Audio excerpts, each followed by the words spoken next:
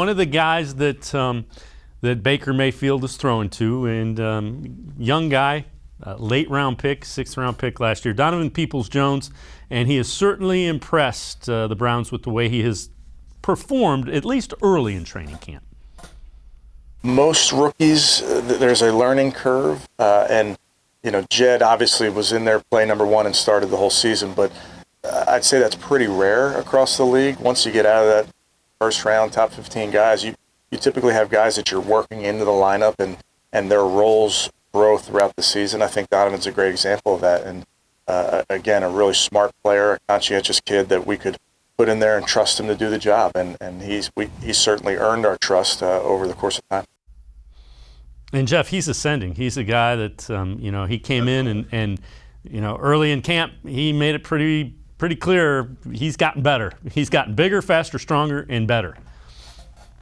Yeah, and the big thing for him is doing it on a consistent basis. I got to watch him at Michigan quite a bit, and there were games and sessions where you're like, wow, that guy's playing in the NFL and he's going to be starting there. And then there were other times where you wondered, I don't know, man. It just didn't always click for him. But the catch you just showed there and some of the other things. The other thing that I like is that he's working at more than just being an outside receiver this year. He's taken some reps from the slot in the early parts of practice. He's playing the Jarvis Landry role. That's important for him because if he's just an outside receiver, he's competing against guys like Anthony Schwartz and Odell Beckham Jr.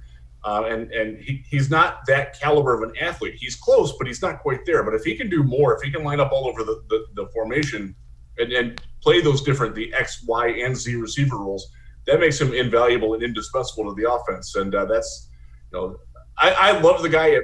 He is one of my favorite all-time NFL scouting combine interviews. He is one of the smartest dudes I've ever talked to.